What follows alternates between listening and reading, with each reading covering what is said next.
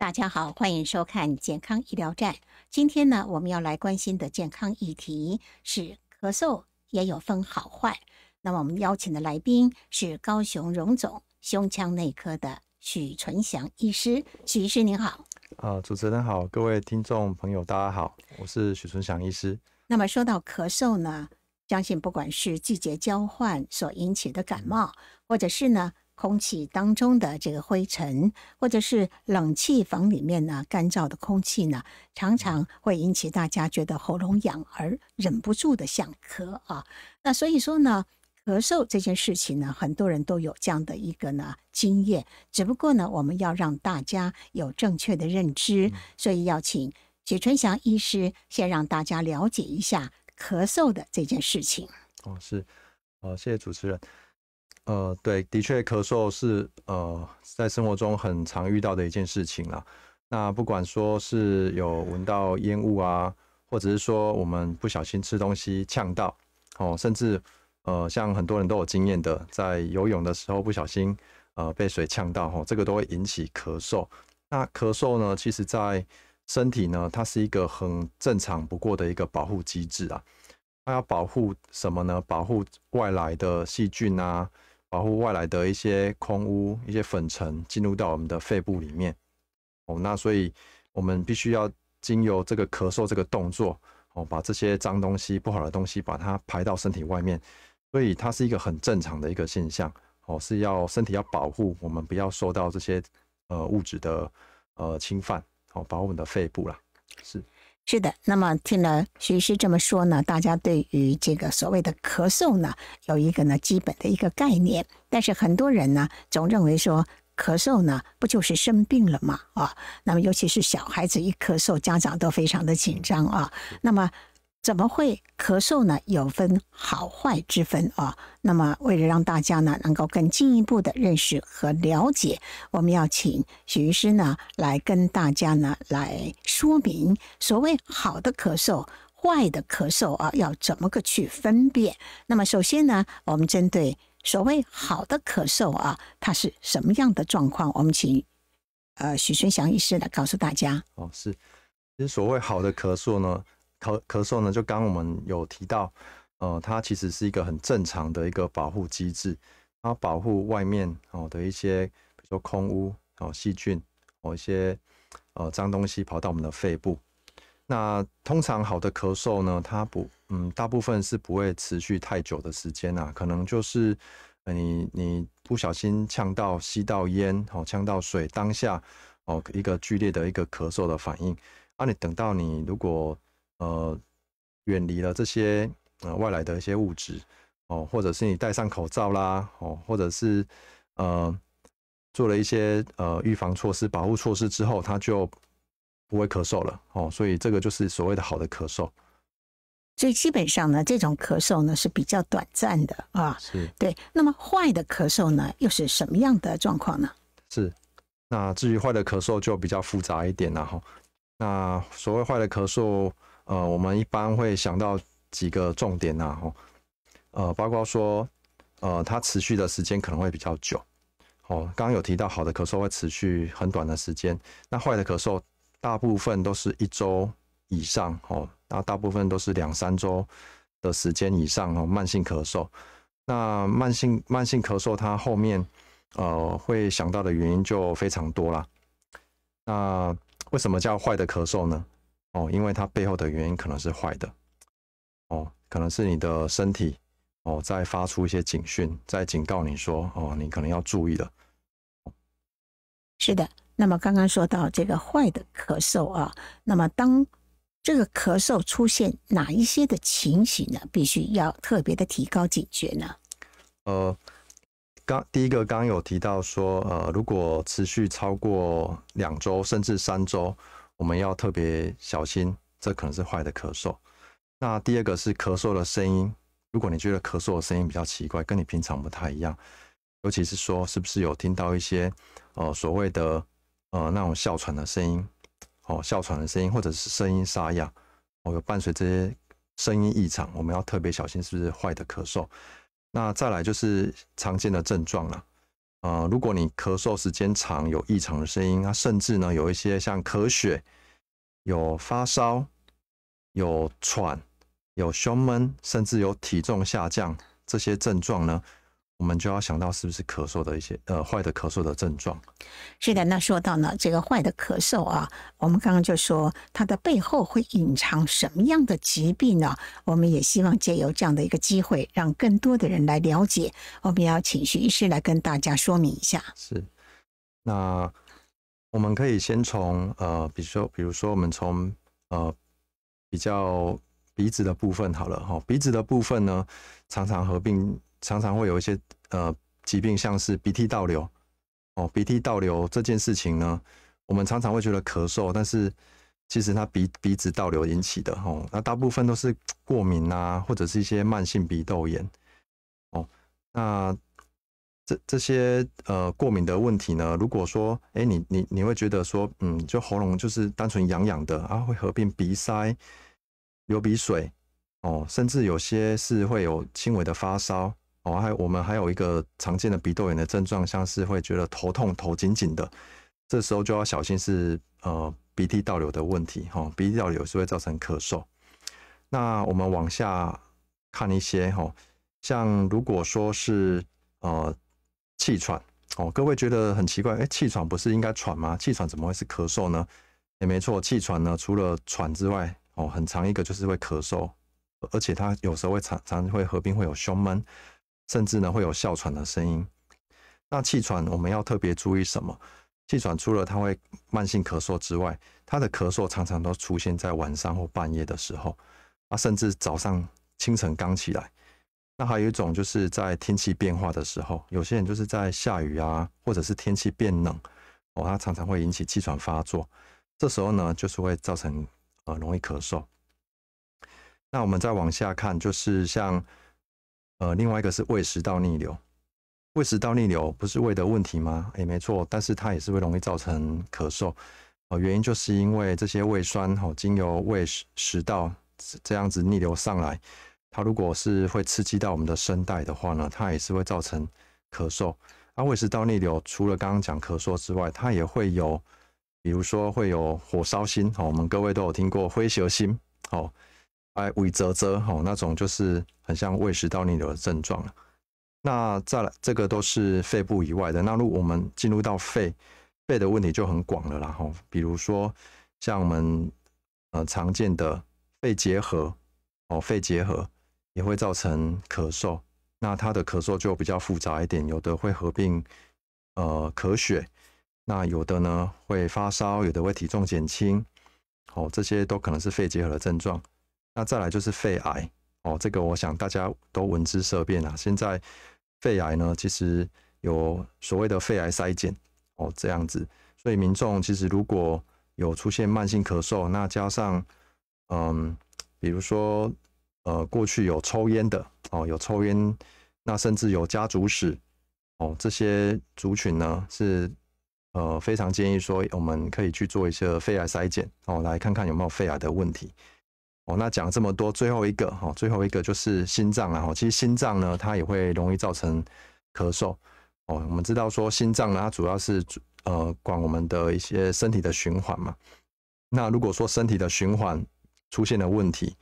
会容易造成一些水肿那如果这些水肿是发生在肺部的话，也会造成咳嗽我想大概就是这些问题会容易造成坏的咳嗽。是的，一般来讲，咳嗽如果严重的话呢，就像我们刚刚徐医师所提到的，它可能隐藏着呢一些慢性疾病或者是重大疾病的一个危险的警讯。所以大家呢不能够掉以轻心。那么我们知道呢，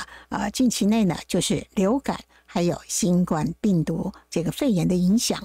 那么很多人呢就是会出现这个酷酷扫的这种情形那确实会让周遭的人感到非常的担心害怕。那么对于现在这种流感这种流行性的这种病毒的感染那么很多时候会借由咳嗽来传染，所以这个咳嗽呢，说实在呢，大家也不能够不去注意，因为借由这个飞沫传染的这种情形呢，确实有的时候呢，会让这个疫情呢，会因此呢来扩散。所以，针对现在大家所关心的流感，还有新冠病毒的这样的一个威胁啊，在我们诊间是不是这样的病患非常的多？没错，最近在新冠的疫情啊，这一波又逐渐的升温啊。那尤其是在某些特别的族群啊，像是年纪比较高龄的族群，或者是本身有一些重大的慢性疾病包括说像心肺或者是肾脏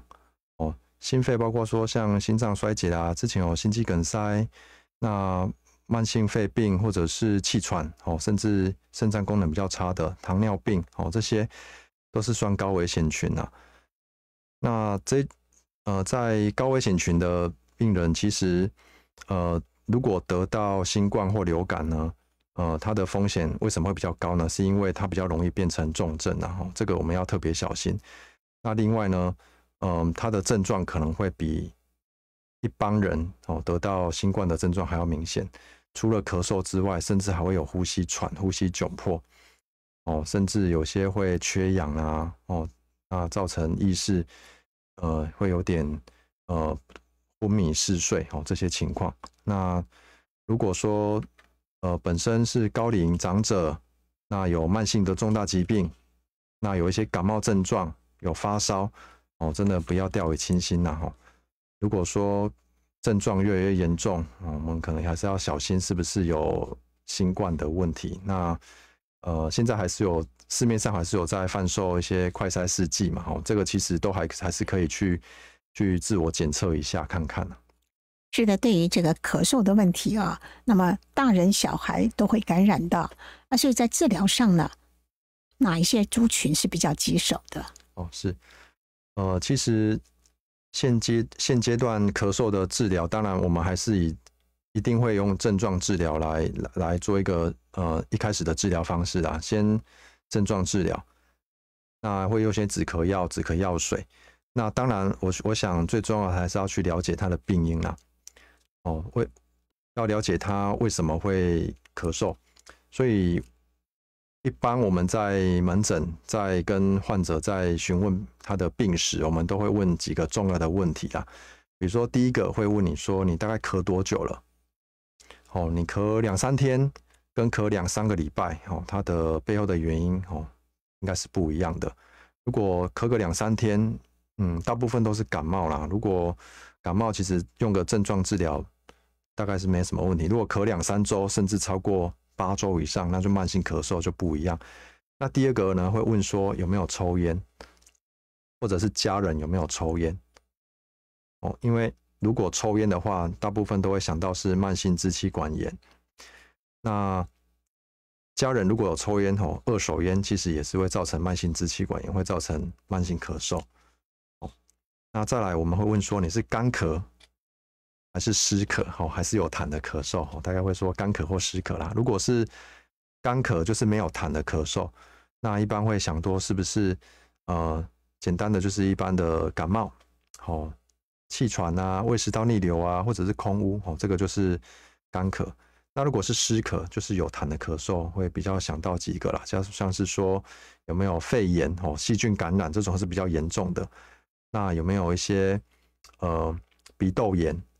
鼻窦炎是比较严重的症状那还有就是有没有一些支气管扩张，或者是甚至肺癌、肺结核这个都是第3个问题。那第4个问题是痰里面有没有血有血丝或者是血块。如果有血丝或血块这个咳嗽就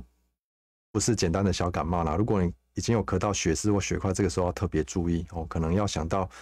是不是一些支气管扩张啊、肺结核或者是肺炎、肺癌，这个时候都要想到。那第5个呢，还有没有其他症状？有没有喘、胸闷、发烧、体重减轻或者是半夜常常咳醒那最后就是会问说有没有在吃什么药那很特别我们过去曾经有遇过一些比较特别的案例啦像吃药会造成咳嗽那什么药呢？我们有遇过吃血压药有一些血压药会造成咳嗽这个蛮特别，所以也要看看一下你的血药里面有没有会造成咳嗽的一些成分在所以总结大概就是会问几个问题啦，咳了多久有没有抽烟，有没有痰，那痰的颜色是什么，有没有血丝再来就是除了咳嗽之外有没有合并其他症状，还有没有在吃其他的药物大概会问这6个问题也是可以先问自己啦。那大概医生在着重跟患者在分析病因的时候，也会针对这几个问题去加以了解甚至做相关的检查。是的，我们听了徐春香医师刚刚跟大家的解说和分享相信大家对于所谓的咳嗽，好的咳嗽坏的咳嗽呢，应该有一个初步的认知。那么是不是也提醒大家一下，就是说什么样的状况的咳嗽它一定不能够拖，要赶快来看医生。是，通常呢有一些状况一定要赶快看医生第一个就是咳嗽咳很久，如果说咳超过2周以上会建议要赶快来看医生，因为大部分的感冒不会咳这么久了。第二个就是咳嗽非常剧烈咳到已经没办法入睡了啦，已经影响到生活了啦咳得很剧烈，然后会影响生活，会喘这个通常也是要赶快来看医生。那第3个呢是如果痰里面有带血，不管是血丝或者是血块那这个建议要赶快来检查。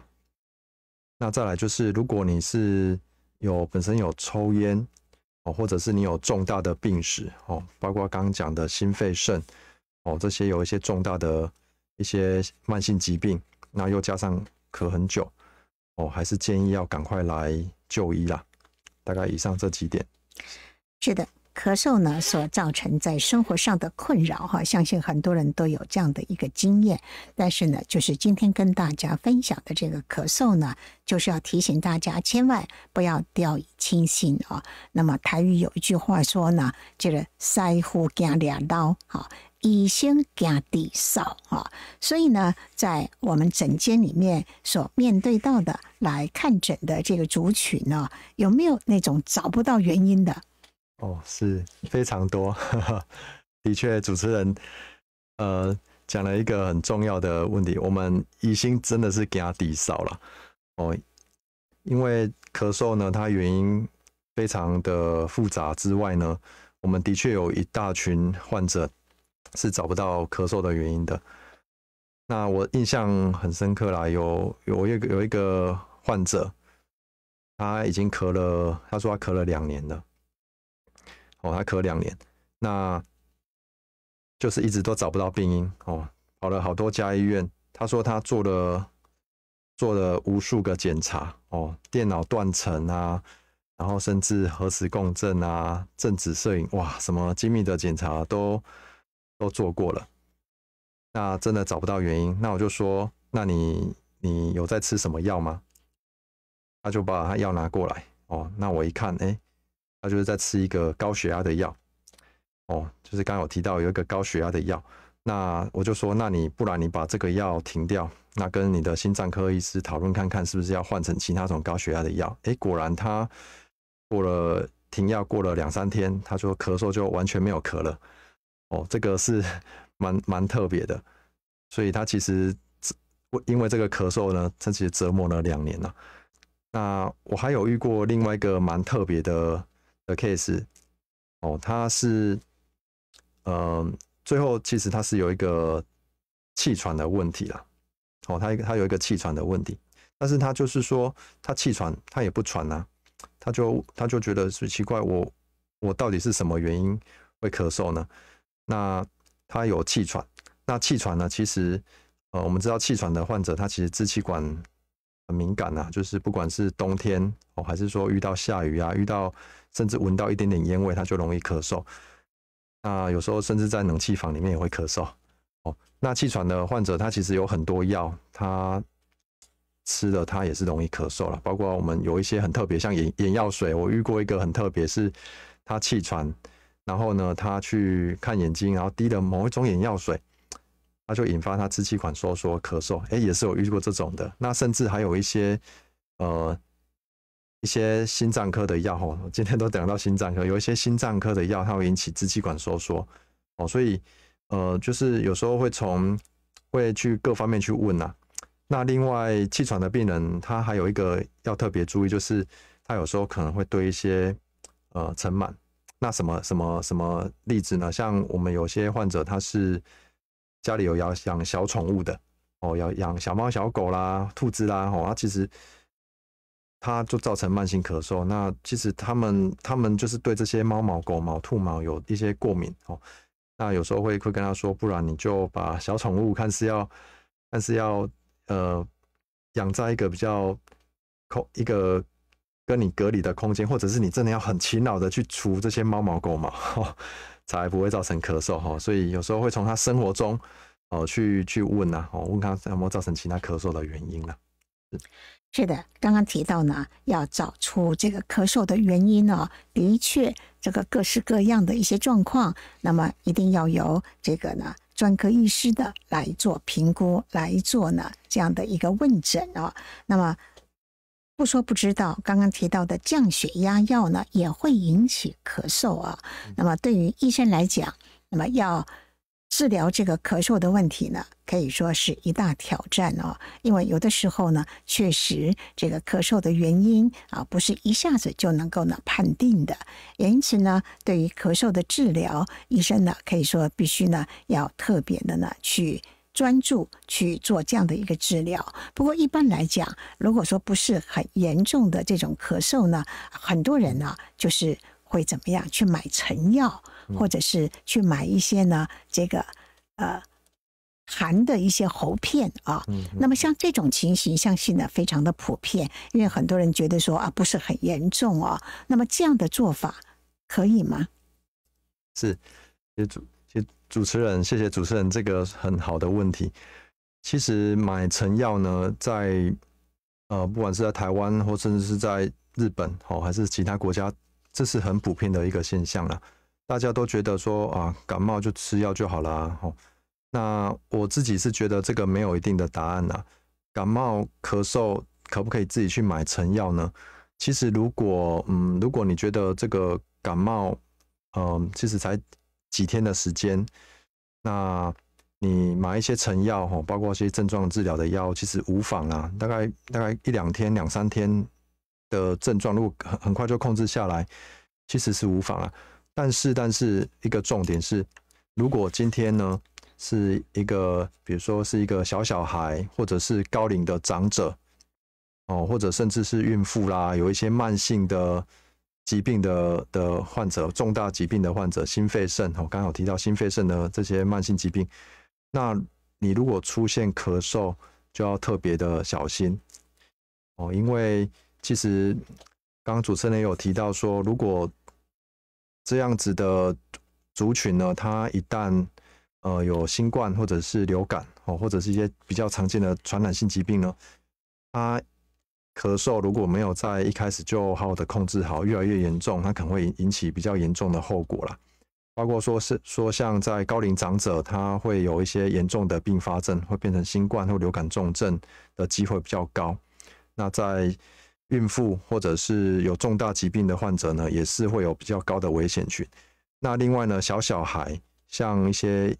婴幼儿学龄前儿童，如果他产生咳嗽，我们家长也是要帮他们特别注意啦。因为小孩他们不会讲话嘛，他们不会讲说，我吃了这个药有没有改善啊？还是说我有没有变越来越严重？他不会讲，我们要帮他特别注意包括注意说他呼吸有没有别的比较急促、比较费力啊？然后呢，还要注意说他的肤色有没有变得比较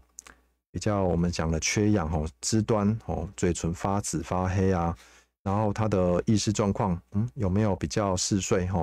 要帮小孩注意到这些问题啦。而且小孩其实如果我们买市面上的成药，它大部分都是用成人的剂量没有那种所谓的小孩子的剂量，这个时候我们就要对小孩就要特别注意的所以买成药到底这件事情是好还是不好呢？要因人而异啦是。是的，这个买成药哈，这个错误的认知，很多人以为说呢，把这个咳嗽把它压下来就没事了，但事实上呢，并不是如此。尤其像很多出国的朋友，会刚刚提到日本啊，到日本很多人会喜欢去买一些类似像感冒药这种成药回来。那么如果说你拿这种成药当作是家庭的这样的一个备药，一旦家人不管是大人小孩有感冒的症状呢，或是有咳嗽的症状呢，你就让他服用这种成药。刚才我们许医师有提到啊，这样的一个做法呢也是非常危险的，因为可能不管是孩子或是家中的长辈，他可能背后隐藏的是一些其他的疾病。你如果没有适时的去找专科医师呢，可能会影响到他们的健康啊。所以呢，这个买成药或者是呢买一些喉片来止咳呢，这种做法呢，我们还是奉劝大家呢，最好能够修正啊。那么为了自己的健康，我们最好呢还是要找专科医师，然后针对自己的状况呢来做这样的一个评估。那么说到咳嗽呢，确实对很多人来讲会造成生活上的不舒服啊。那么要想止咳，除了我们医生所开的一些药物之外呢，还有些什么方法可以舒缓一下？那其实咳嗽大部分就是因为我们的呼吸道它要去把我们的脏东西排掉，那水分非常重要啦。所以我非常建议，就是如果觉得是有痰不好咳哦，其实可以多喝温开水啦。最简单就是多喝温开水。那大概要喝多少呢？当然，如果你是在室内有吹冷气房的，大概一天1500哦，1500到2000。那如果是在户外哦，会流很多汗的，那大概2-3000 cc 以上哦，是一个建议的量哦。多喝温开水是最简单哦，最好的方法。那第二个呢，如果说本身是因为鼻子如果我们本身是因为鼻涕倒流的问题容易造成一些喉咙咳嗽，那我觉得你可以是利用这个，我们一般可以跟耳鼻喉科的医师也可以讨论看看，说适不适合使用一个所谓的洗鼻器啦。我们有一种洗鼻器可以让我们的鼻子畅通或者是用一些热蒸汽吸入。我们其实很多家里或者是诊所其实都有配备一些蒸汽吸入啦。那这个可以改善，其实可以某种程度可以改善我们鼻涕倒流的一些症状那当然还是要注意说鼻涕倒流是不是因为鼻窦炎，如果鼻窦炎就处理方式又不太一样，可能要更进一步的像是一些抗生素或者是手术来治疗。那第三个，如果我们本身喜欢本身就是容易会有咳嗽，其实像一些喉糖或喉片其实它也有很不错的效果，因为主要它可以促进我们的唾液分泌如果本身嘴巴容易干燥的那可以用一些喉糖或喉片。那再来就是，如果你的工作环境或家中的环境呢是比较会有刺激性的一些环境，比如说有二手烟有油烟有空污的话，那其实你在这些环境下，当然适当的戴口罩，甚至是用空气清新剂，我觉得这个是不错的一个做法啦保持室内通风这个也是很好。是的，那一般来说呢，咳嗽的人呢，可能家里长辈啊，或是小孩呢有咳嗽的话呢，那么可能在饮食上有没有要特别提醒他们要注意的地方？是，饮食也是一个很大的要注意的地方。比如说，如果咳嗽的话，我们都会跟患者说，不要吃太冰、太甜或者是太辣的食物因为这些都会刺激我们支气管收缩，会造成更严重的咳嗽了。是的，这些呢可能都是一些基本的一个知识啊。那么也希望大家呢，一旦有这种咳嗽不舒服的时候呢，也必须要配合执行呢。如果说你咳嗽了，你还想去喝一些冰凉的，尤其现在年轻朋友呢，都喜欢喝这个手摇饮即使这个咳嗽人不舒服呢，也希望呢喝这个冰凉的。有的人甚至于说以毒攻毒啦就是说呢，可能呢会对他自己的这种咳嗽的感觉会舒缓。那么事实上你做错的这个方式呢，会造成你的咳嗽会更为的严重啊。那么我们要怎么样来预防在日常生活当中啊，避免这个咳嗽的产生？那么同时要保健我们的这个呢身体，避免咳嗽的发生。我们徐医师刚才有提到了一些建言，还有什么要提醒大家的？尤其是现在在流感跟这个呢 COVID-19 的这个疫情，现在呢还没有完全这个结束之前啊，要提醒大家该注意些什么？是当然刚刚有提到的